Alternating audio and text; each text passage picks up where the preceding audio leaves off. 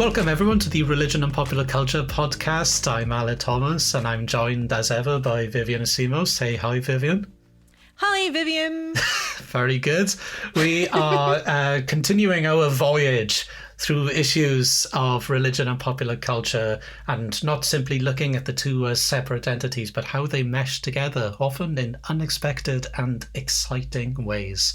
I'm very excited about this episode because we are speaking about something that, and I think I speak for Vivian as well when I say this, is relevant to our academic interest, but also to our personal interest as well when we're living our personal lives. And that is the Legend of Zelda video game series, and specifically issues of mythology concerning the Zelda series.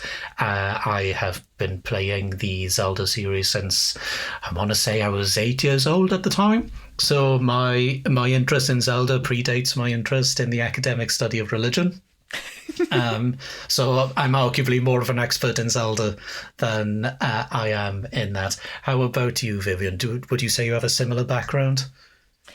Yes. So this is going to date me as far younger than you, as well as probably many other people that I know personally. But my mother was playing Legend of Zelda while she was pregnant with my sisters and myself. Granted, it was the original Legend of Zelda on the NES. Well done for saying NES and not NES. But yes, on the original Nintendo system, but we grew up with Nintendo in the household from her, as well as my older sisters who also enjoyed to play Zelda growing up. So we always had Nintendo systems because there was Zelda. So we've played pretty much all the Zelda ones all the way through. And like you, I would like to say that I'm probably more of a Zelda expert than an academic one. But I do have the joy of having a master's thesis that is on the Legend of Zelda series. Which is very cool. I do encourage people to not read it because I actually did the analysis completely incorrectly. So it's a really great study of Zelda and not a great representation of structural analysis. So I do, yes. But so I do have kind of the academic tied to the Zelda background somewhere in my history, which is very exciting. That is really cool because I've never actually written about the Zelda series. I've read writing about the Zelda series, but it's always been something that I've kind of enjoyed from afar. So before we do get into unpacking how Zelda fits in with our religion and popular culture podcast, make me feel old. What was your first Zelda game? Well, so the first one that I remember playing by myself was Ocarina of Time. Okay. But I have played all of them. Mm-hmm. And I think some of them I probably did play earlier than that, but I think I've mentioned on podcasts before that I have an incredibly terrible memory to the extent of not really remembering before about 2 years ago kind of thing. So yeah. I think there were definitely games that I probably played before Ocarina of Time that I just don't remember as clearly. Well, it's worth mentioning Ocarina of Time because I think that's the game that really sets the foundation for a lot of the issues we'll discuss today. Similarly, Ocarina of Time was my first Zelda game. It was the new Zelda at the time. And I'd like to give a special shout out to my dad, who was looking for a game to buy me for my birthday. And he went into game and the guy behind the counter said that you've got to get him Ocarina of Time because it's the best. And that's how I got into the Zelda series. So thank you, Dad. But yeah, Ocarina of Time is a very important one because while Ocarina of Time was, I want to say, the fourth mainline console game, so fifth if you include Link's Awakening, rather. But it was the game that, in my opinion, really set up the idea of a Zelda mythology. And some of the tropes, so to speak, that we associate with representations of myths in popular culture. So, for those of you who don't know, the Zelda series is currently celebrating its 35th anniversary. In terms of video games, it's an old franchise, but it's still relevant and still very popular. And the core of the game revolves around three characters primarily. There's the protagonist Link, who you play as, who is the hero of his quest. The Princess Zelda, who is the divine embodiment of the goddess Hylia, which we'll get into momentarily. Yes. And then the source of evil in the story, the ultimate evil, Ganon, or Ganondorf if he appears in his human form. Although, are they human? Because they're Hylian, aren't they? I digress. Are they human or are they dancer? Yeah. But that's a side issue. And of course, there are other Zelda games where the Ganon entity doesn't appear, and they're actually some of the more interesting ones. But regardless, these are the three characters that primarily appear in the story. And the games, back in the NES days. Oh, I just did it. Back in the NES days, they it was your simple hero on a quest, defeat the monster affair. But as video games developed, not simply technologically, but as an art form as well, story has become increasingly important to the Zelda series. And the way the games connect is important to the series as well. So Nintendo have been very clever to essentially be able to remake the plot in a number of ways by simply saying, oh, these are reincarnations of the characters, which has resulted in a Zelda timeline. So you have a mythology and you have a timeline of these events as well. Let's not beat around the bush, though. The timeline is a mess. It's bad. And it's connected in very tenuous ways at times, especially if we're looking at the Fallen Hero timeline, which I think is a very flimsy timeline. But regardless, the way they're connected is, I think it's an interesting example of discourse amongst fans anyway, because fans had long debated the Zelda timeline and how it fits in with this mythology, because you've got the creation myths of Zelda, but the characters of Link and Zelda as well, they become myth. So in certain games, characters will refer back to previous Links and Zeldas, and they were referred to them as the hero and the princess, and they're very much in a mythological storytelling kind of way, which obviously Vivian is far more equipped to draw that out than I am, but I find that really interesting. So there's been this long fan conversation about how these games are connected, and then Nintendo put out an official timeline. And it's fine, it works, it's functional. But that timeline is canon. And the only one that we don't know about now is the latest Zelda game, Breath of the Wild, which in my opinion, and Vivian may disagree, is the latest game in the story. Events-wise, I think it's the most up-to-date canonical game. What do you think? Yeah, I mean, if we're gonna follow the canon of the timelines, then yes. But I have my own Zelda timeline theory, which I have written a blog post about for people who are interested, but I will sum it up here, which is that I believe that it is not based on some sort of timeline, but rather that it is an echo of the way that myths and legends are actually told. So when people tell stories throughout time, there tends to be small shifts in the pattern. There tends to be changes in setting, in the details of what the characters do, and throughout different times and locations as the legend spread, things end up altering. So in my opinion, you are actually playing the same exact story, the same exact legend, but with the alterations given to time and setting. With storytelling.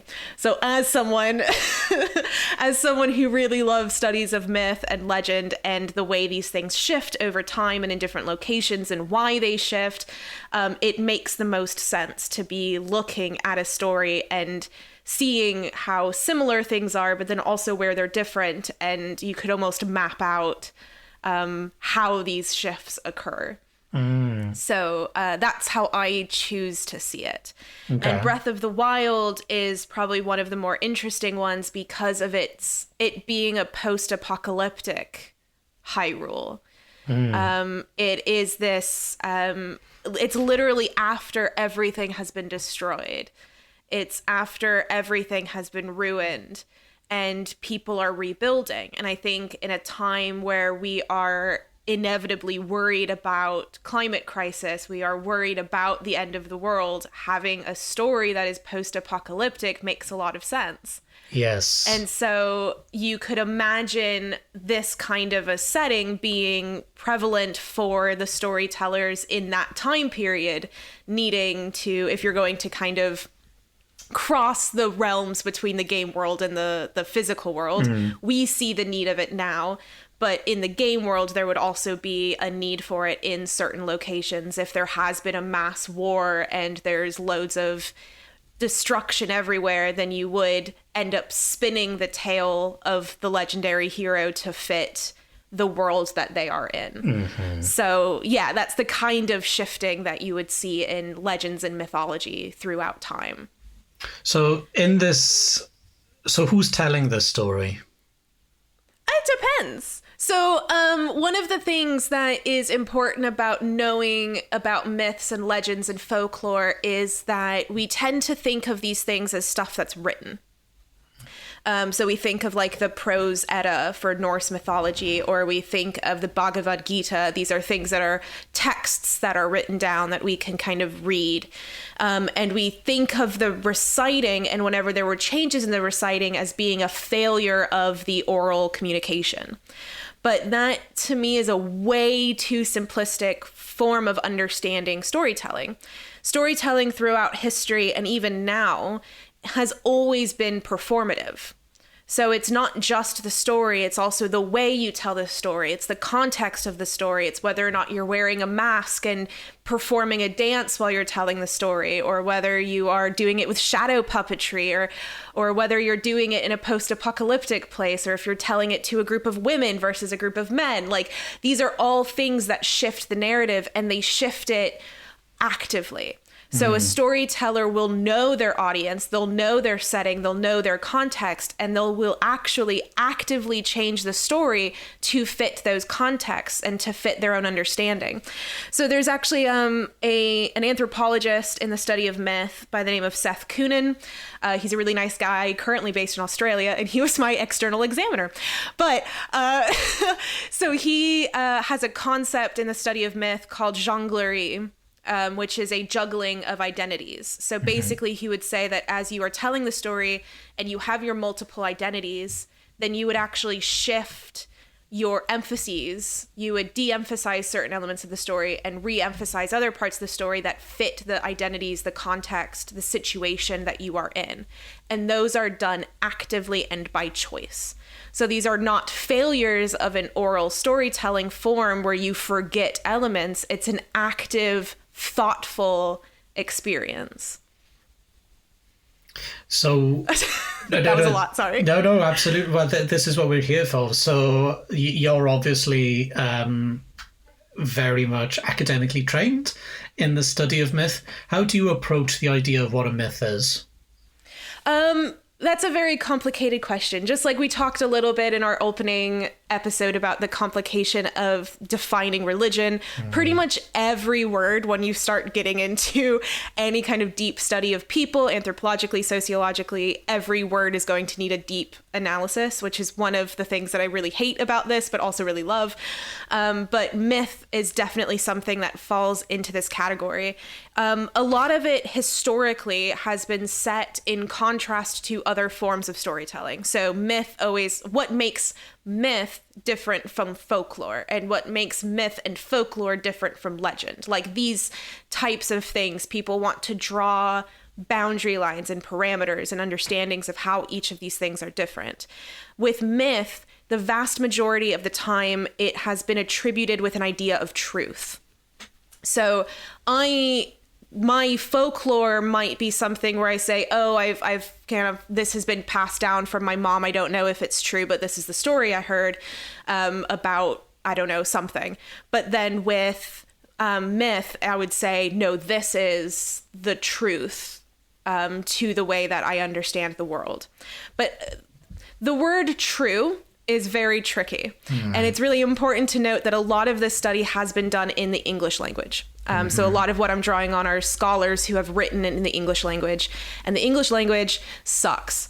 It is not very useful for exploring nuances in concept. So when one scholar would say it has to be true, they mean it from a historical standpoint. Yes. So if you think about some of the more fundamentalist evangelical Christianities who might think of Genesis as being factually, historically accurate. But that doesn't fit everyone who's a Christian. There's probably lots of people listening here who identify as Christian, but who don't think of Genesis as absolute historical fact. But they'll still think of it as true in a much more kind of element of the human, right? Yeah, philosophical. So, yeah, a philosophical truth, but it could also be a social truth if it reveals to us the way that humans interact in a society. So you can think of Cain and Abel as being this very sociological truth of murder and how this interplays in a society and how we then deal with murder and how do we tackle that. We're still taking that on as a fundamental truth, but not a historical or factual truth. And these are all things that are so nuancy and so tricky.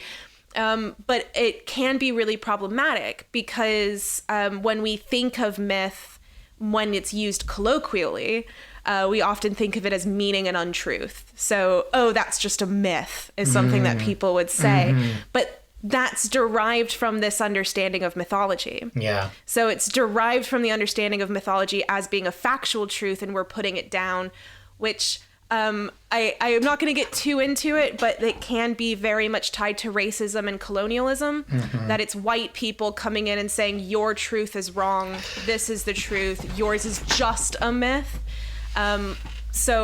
Yes. I try to...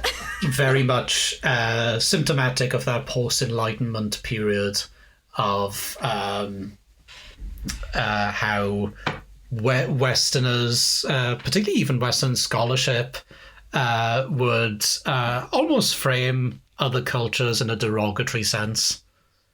And what you're saying there about truth is really interesting, because the idea of something being true to someone can actually be subjective. Exactly. And it's also worth remembering that, you know, what an academic would consider to be truth and what a religious practitioner would consider to be truth are often different things. And that's not even concerning issues of metaphysics, even just from a sociological perspective. But I'm going to stop talking about that because I'll go on a massive tangent. But as our listeners can probably tell, Vivian is very much our myth person. So what I'll be doing during the rest of this conversation is I will be throwing out Zelda trivia, and then Vivian can be really smart and attribute it to academic stuff. So I wanted to start talking about the in-world mythology of Zelda. So if you were living in the Zelda universe, what would be the myths and stories surrounding you? And we mentioned Ocarina of Time earlier. Ocarina of Time was the game that set up the creation myth of Hyrule, the world of Hyrule.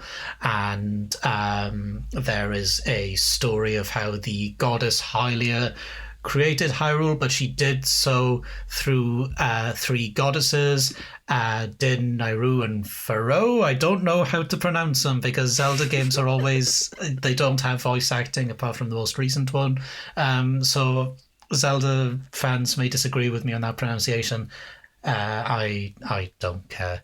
But anyway, it's so these three goddesses created the three core aspects of the world, and I'm really letting my Zelda kudos drop here. One created the earth, one created the sky, and I think a third created life. Am I right in saying? I think I've broken it down fairly accurately. Yes, that's my understanding from Ocarina of Time. And there's a really lovely cutscene in the game that shows the world being created by these three goddesses, and then they ascend to the sky and they form the Triforce.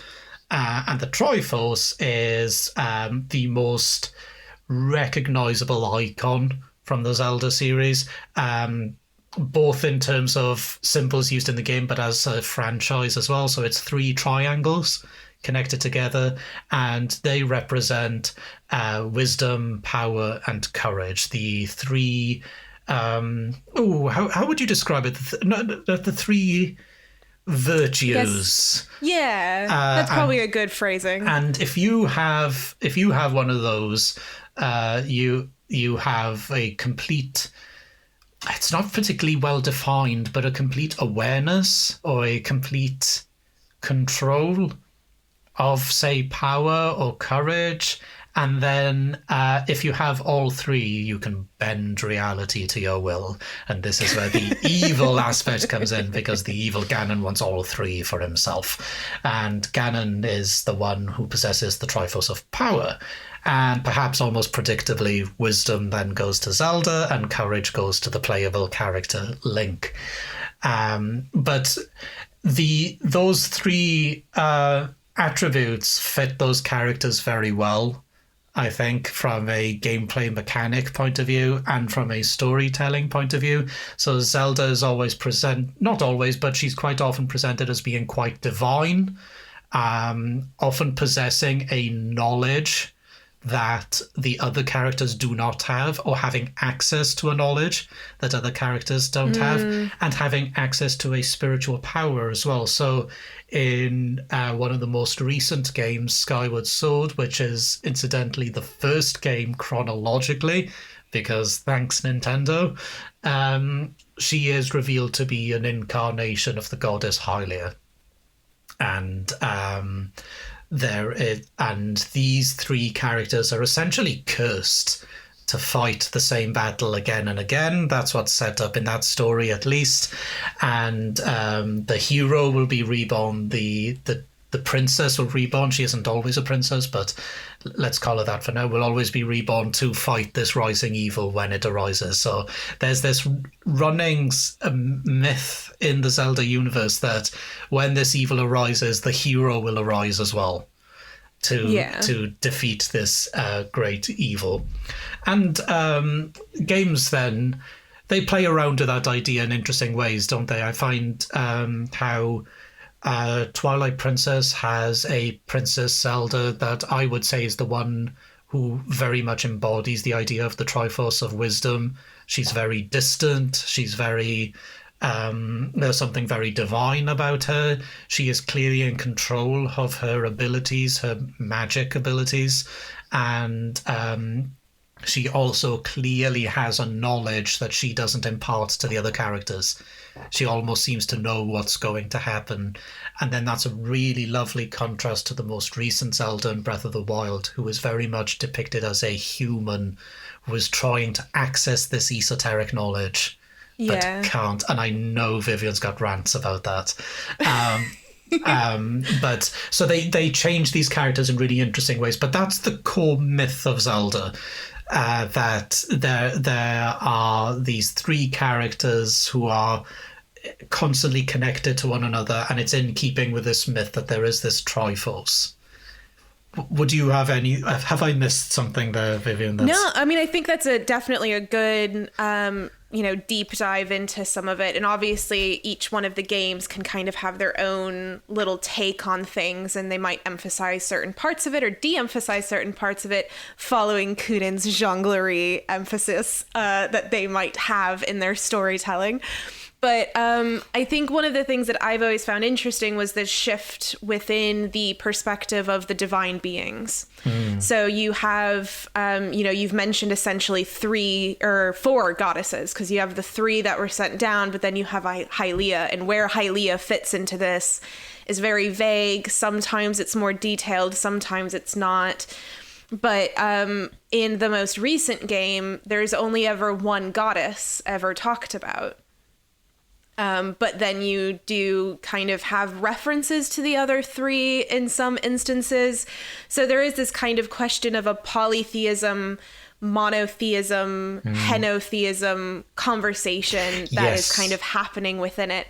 And for people who don't know, henotheism is a type of theism where there are multiple gods, but you only ever actually pray or devote yourself to one of them.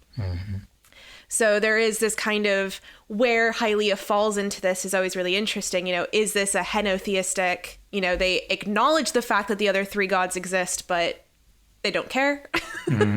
They're only going to do Hylia. Or is it polytheistic? Is it monotheistic? It's always a very interesting, as a religion scholar, whenever I'm running around. and it's very blurred in the Zelda games. So I feel like in Breath of the Wild, which is quite likely the one, if any of our listeners have only played one Zelda game, there's a good chance it is Breath of the Wild.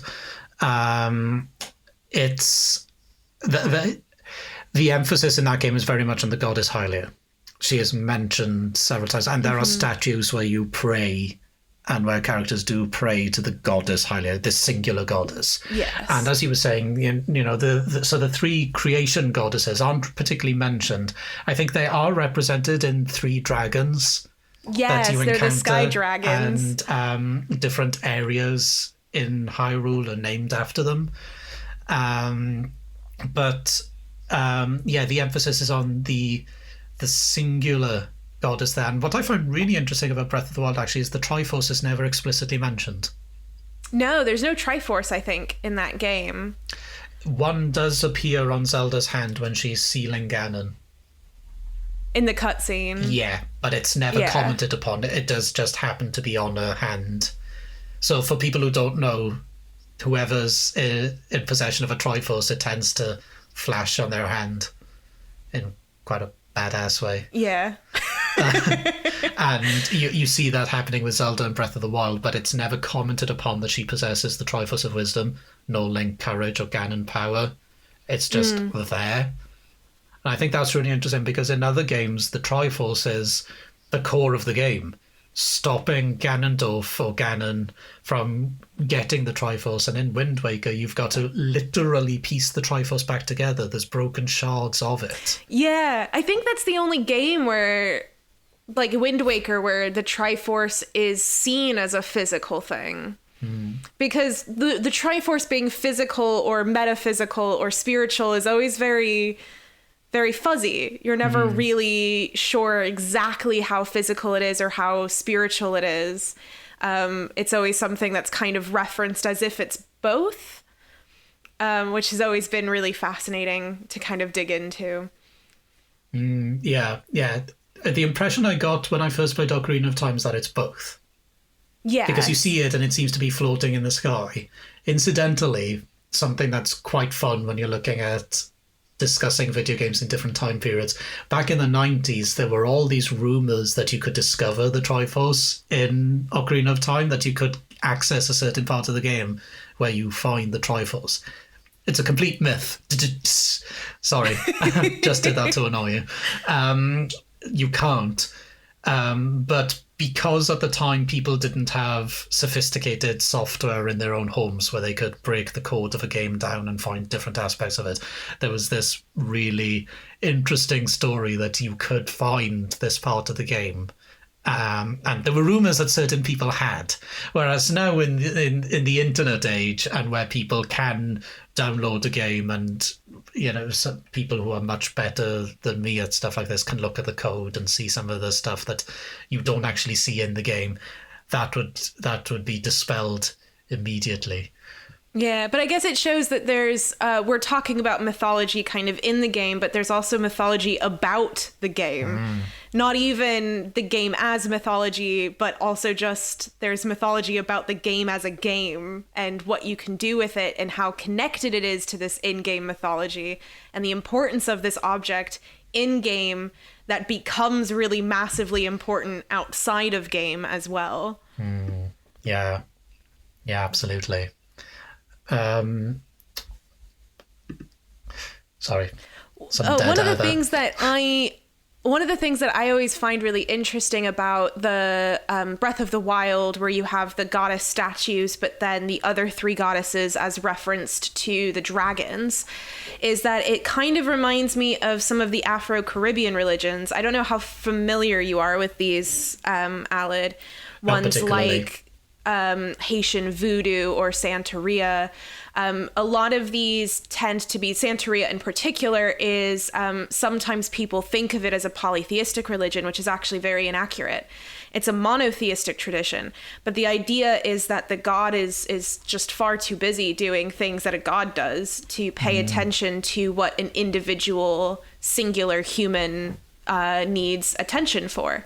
So you have these spirits, these I guess like archangels would probably be a good,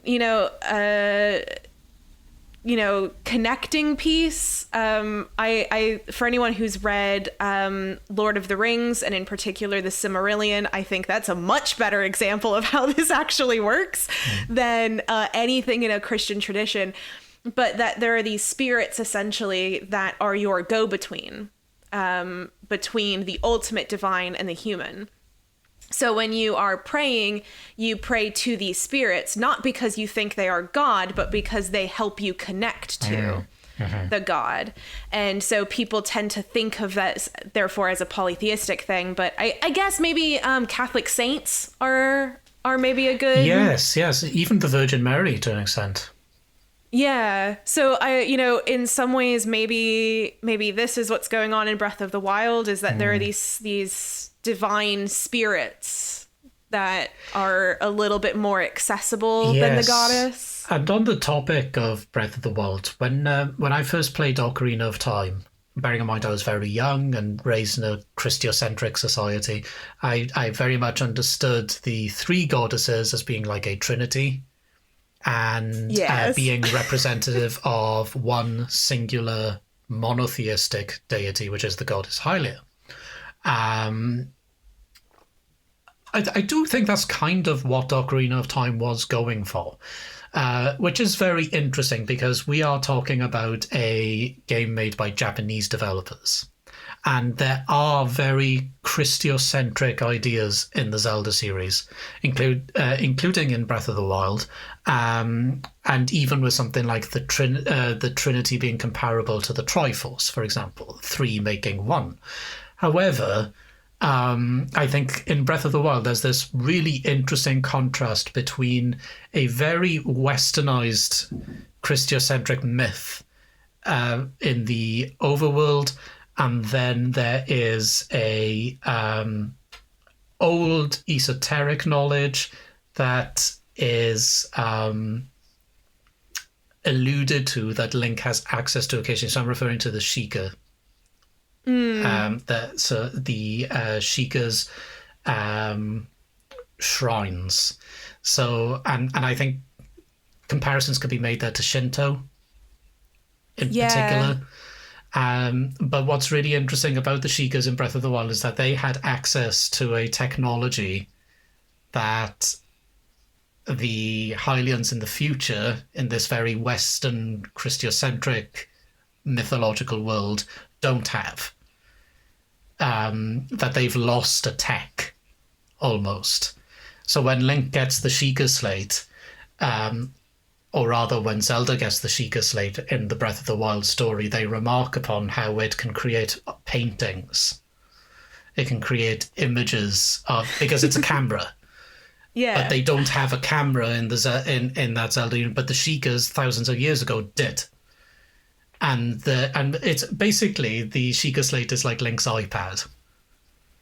Yes. It's essentially his iPad, his tablet. And it is a remarkable piece of technology in the Breath of the Wild storyline. But at the same time, it's thousands of years old. Yes. And it's also very interesting that the Sheikah are depicted as being a lot more traditional Japanese looking. in the way that their architecture is and the way that their clothing is. And then, the Hylians are very Western in their architecture and in their clothing.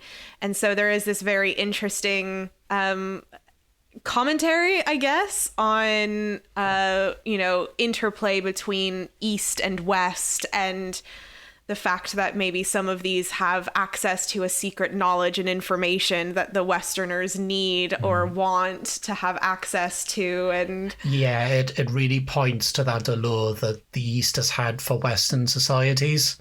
Particularly when you look, you could even draw comparisons to, hippies' fascination with Hinduism when the Beatles became involved with Hare Krishna, that there is a esoteric Eastern knowledge, a wisdom that we don't have in the West that makes Eastern practices appealing. That's something we can unpack in a future episode, because I think that's a whole discussion in itself. But yeah, you're absolutely right, and you'll encounter when you go to these shrines in Breath of the Wild, you'll encounter monks, Shika monks, who are very aesthetically Japanese/Shinto, in comparison to, say, Princess Zelda, who very much, in my opinion, looks like a Western princess. Yes. Particularly in her clothing and so on, and the royal family in Hyrule is very Western. So I would love to be able to speak to Zelda developers about this. If Miyamoto's listening, hit us up. Oh, yes. That would be great. This is a bit of a side point, but did I ever tell you about when I was doing my PhD, and my initial PhD idea was to do Zelda still. Mm-hmm. And my supervisor was saying that I should go to Japan to talk to Miyamoto and Aonuma about Zelda. And I was like, I don't think you realize that I just don't have access. I cannot have access to these people. And he was like, what are you talking about? They're just people. And I'm like, no, they're not. That's like getting an interview with Steve Jobs. If you're studying Apple. It's just not going to happen. I know it's extremely difficult to get an interview with Steve Jobs right now. But death aside, yeah. Maybe you could have got an interview maybe with Reggie. That's what I said. I mean, that would be pretty cool. But again, with no disrespect to Reggie, because I love Reggie. His body is very much ready. But some people may not get that. If you don't worry. I don't think Reggie would have much to contribute on this front. Yeah, because he's not a developer. It's one of those moments where it was one of those very clear, like, you don't understand this world. You'll just have to take my word on it that this is not possible. I think it's also an underestimation of how popular video gaming is, because Miyamoto is a celebrity. Yeah. He is a celebrity. Yeah, okay, he may not be Brad Pitt. Not everybody may recognize him on the red carpet in Hollywood. But in the video game world, he's immensely recognizable and famous. Oh, he's a massive rock star. Yeah, exactly. So it would be like trying to get an interview with Paul McCartney if you're doing a PhD on the Beatles. So yeah, just as a side note, that is really interesting. Yeah, absolutely. So there's a very rich world in Zelda, and I think what then inevitably happens when you have a storyline that has rich ideas that tie into spirituality and myth, storytelling, and religion, is it then filters out into the quote unquote real world. Fans, what of some of the most interesting aspects of religion and popular culture that we will no doubt be drawing from throughout this series is what fans do with popular culture, and that could very much be described as religioning, the act of doing religion, which I think that's a Mallory Nye term. Yes. At least that's where I initially heard it from. But a lot of scholars use it now, religioning, the act of doing religion. And Zelda fans definitely do engage with religioning from a theoretical perspective, they may not think of it in that sense. Some may not. But the symbols of Zelda, the myth of Zelda, become important to people in the outside world. Would you like to tell us some more about that, Vivian? Yes, I think I actually talked about this in our kind of intro episode to this kind of new take on the series of the podcast. I talked about how during my master's, I met somebody during my interviews who had a tattoo of the Triforce. It was located in the kind of inner forearm. Is this your forearm? What is this part? Anyway, the like near the wrist. I don't. My PhD is not in anatomy. Yeah, we're being very cliche humanities scholars here. What part of the arm is this? I don't. What is math? What is body? Yeah. But So it was basically kind of right near the wrist, the inner wrist.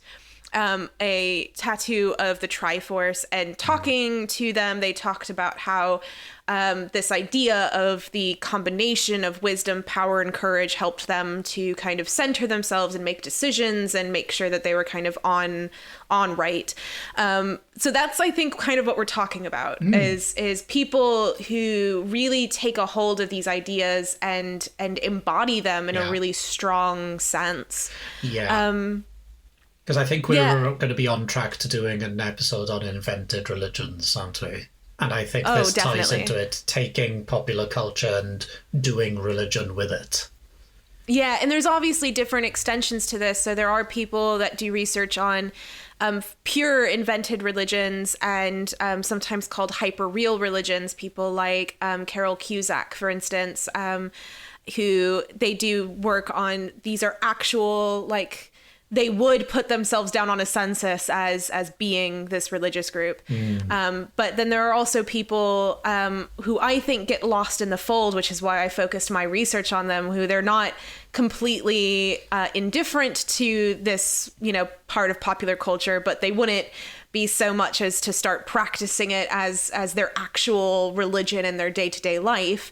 But there are people in between that find things massively important and massively they kind of need it to an extent, but not to that extent.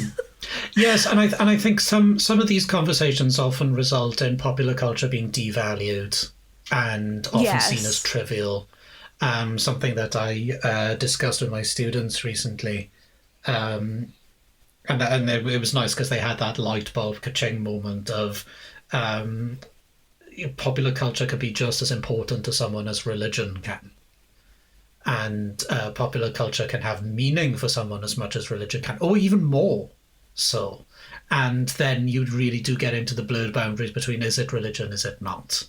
The tattoo aspect is obviously really interesting in itself. So my wife, for example, has 2 Zelda tattoos. She has the Sheikah Eye, and she has a Master Sword surrounded by silent princesses, which are the flowers from Breath of the Wild. It's a really badass tattoo, actually. So it's...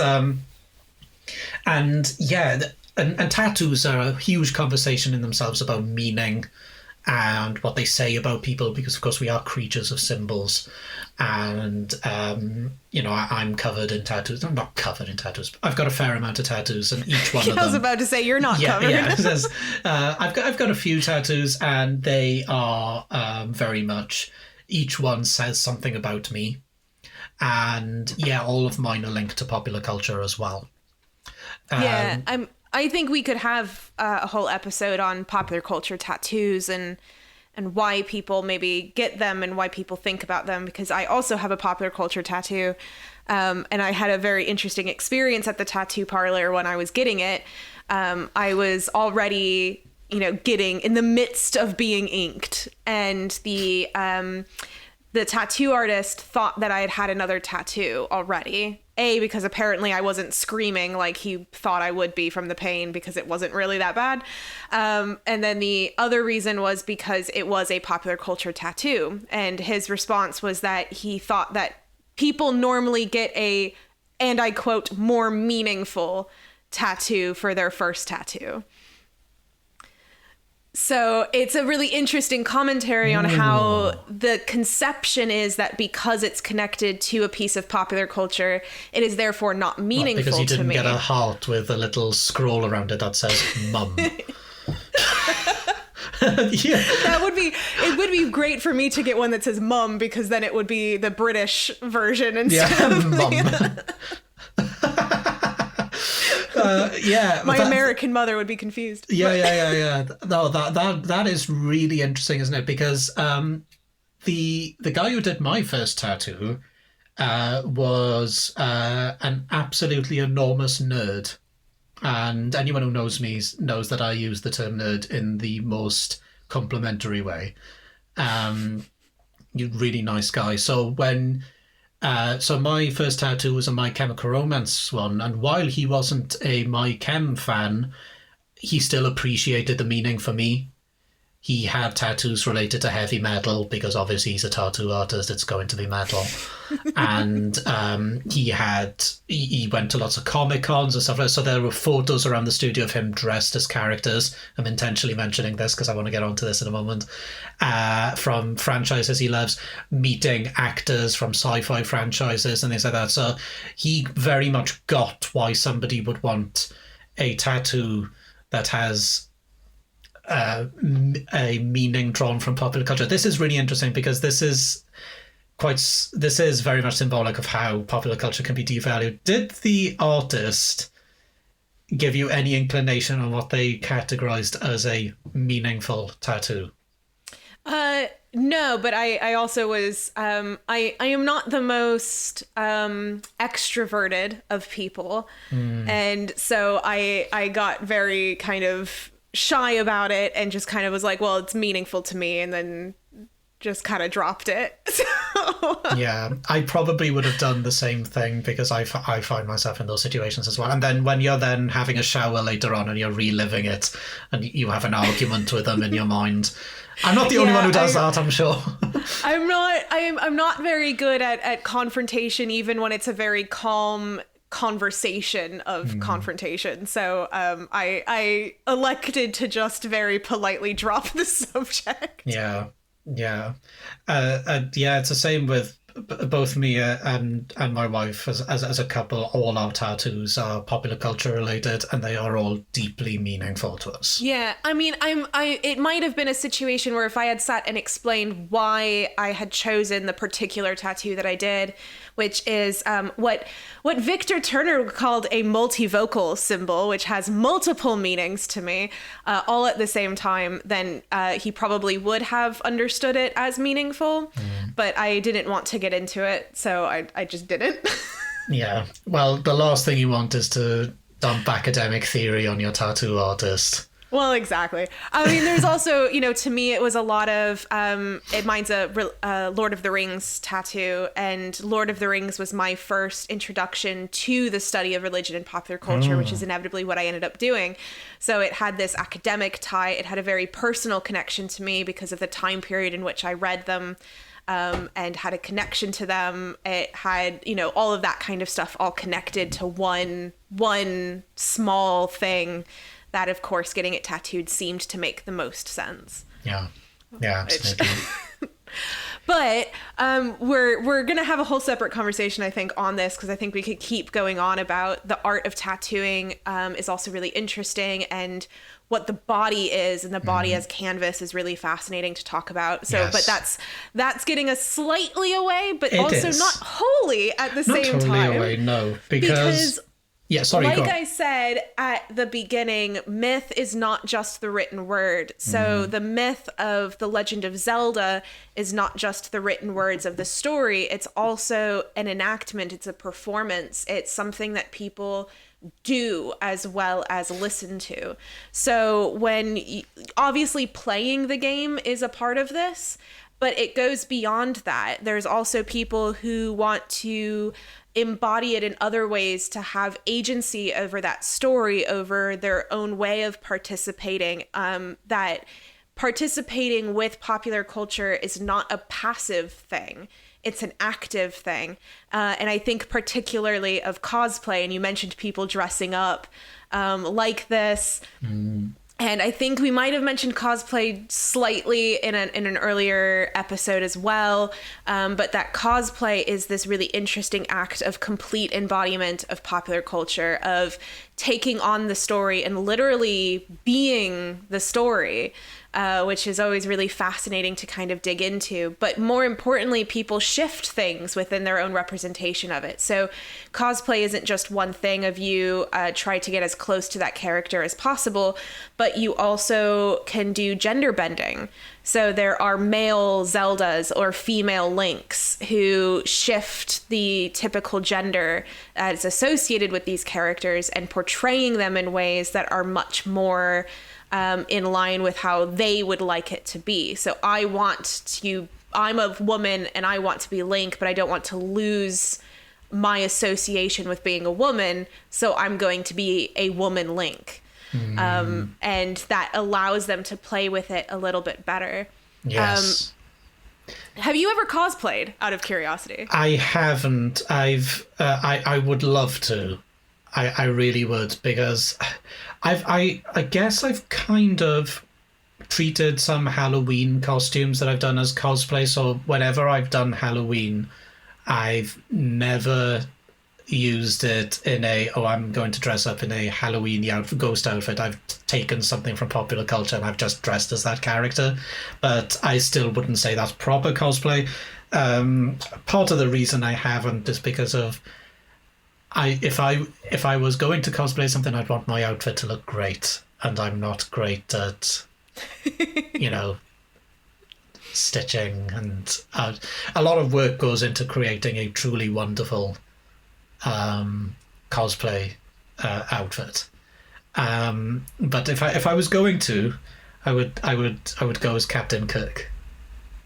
Of course you because would. Of course I would. I mean, I'd like to do Picard, but it would involve being bald. You could probably do Riker. I could do Riker. I mean, I'm not tall enough. You got the beard. Yeah. I can't sit down on chairs the way he does. Which I would have to master. How about you? Have you cosplayed? I have, but in a similar way to you, or it's never been outside of a context where dressing up is expected. I have been Sally from Nightmare Before Christmas, which was super fun. And I'm in the midst of putting together a cosplay because I am studying cosplay right now. And participant observation of anthropologists suggests that I must participate as well as observe, which means that I am putting together a cosplay of Chisei from The Ancient Mage's Bride, which is an anime. So I'm in the middle of doing that, which is super fun. But yeah, cosplay is, I think we could probably have a whole episode on this, but I think it's interesting in relation to Zelda because I find, because I'm doing this research project, I'm on loads of different cosplay forum groups and social media sites and stuff to try to get as much, connection to them as possible. And I find so many Zeldas. And so many Links. Not as many Ganondorfs, which is interesting, but... Yeah. I wonder why. Maybe it would be more effort. Well, I don't know, because so much effort goes into making a Zelda outfit. Yeah, I was about to say, some of these Zeldas look like they have put in a lot of effort. Yeah. So it can't be that. No, that is really... Yeah, I've seen a lot of Zelda cosplays. Some better than others, but that doesn't matter. If you do a cosplay that you're happy with, you own it. Because my cosplay would probably look really bad compared to these amazing people, but I would have fun with it. But what's really interesting about the cosplay as well is that, of course, it's not simply the act of wearing it and playing this character, but it's the act of making the outfit as well. That a lot of cosplay outfits aren't simply outfits that were outfits that were bought in a shop. They are homemade by this person. It's a testament to the love that they have for this character in this series, that they have put time into creating this outfit and the effort to creating this outfit, which is which is much better than what I would probably do. Is I would just buy a Captain Kirk shirt, which it isn't the same, is it? So the act of creating the outfit, I think, is important as well. Yeah. It's full engagement in many different levels. In the same way that I think, it's Ramadan right now as we are recording, and obviously part of Ramadan is the feasts after sundown when you can eat. But there's something about the crafting of the food, the eating it in a community that goes into it, where it's not just about eating because you are breaking your fast. It's about celebrating the moment. It's about being with other people.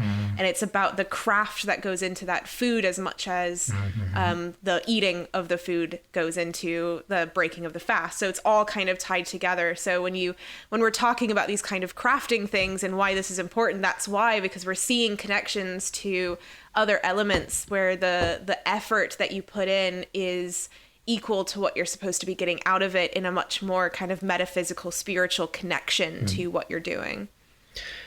And of course, when you create a cosplay outfit, that outfit is then unique because it's yours. Yeah. It's not factory bought, and it's not, you're not going to have several, you could go to a con and you'll see several Princess Zeldas, yes. But you know that if you've made this outfit, you were the only Princess Zelda with this Zelda outfit, this particular one. And then that makes it special. And I think that's important in itself as well. Yeah. I think we've exhausted quite a lot. We have. On the connections between mythology and Zelda. And I think what this episode has kind of shown as well is that there's so much to simply Zelda alone to unpack, from the in-game mythology to the mythology as it's understood outside, and then the ritual aspect, the performative aspect of the cosplay. I think Zelda really points to a number of different ways that religion and popular culture can interact with one another, and shows them, really, you could do a whole series on Zelda, couldn't you? But I think it points at directions that we will be going in over the next few weeks. Yeah, we will most likely be exploring Zelda again in the future. It'll filter into the conversations. For sure. Well, thank you, Aled, for joining me and letting me talk about myth so much. Yes, well, thank you for letting me talk about Zelda. And thank you, listeners, for being here and learning a lot about mythology and learning about Zelda and learning about how important both of these aspects are to us, and hopefully to you as well. Yes, absolutely. And get in touch with us if you enjoy the episode. Tell us what your favourite Zelda game is. Yeah. Share this podcast with somebody who loves Zelda. Yeah, that would actually be really great. Please do that. All right. Well, thank you for listening. Thanks, everyone. Bye for now.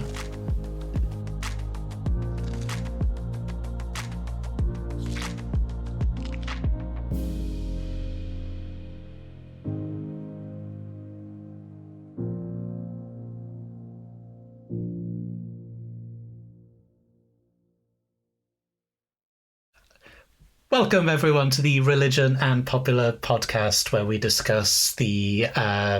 Start again. Yeah, I was about to say, it's the popular podcast. Did I say the popular podcast? Yes. Welcome to the most popular podcast. We are the most popular podcast. Okay. Welcome, everyone, to the Religion and Popular Right. Red leather, yellow leather. Yeah, Red leather, yellow leather.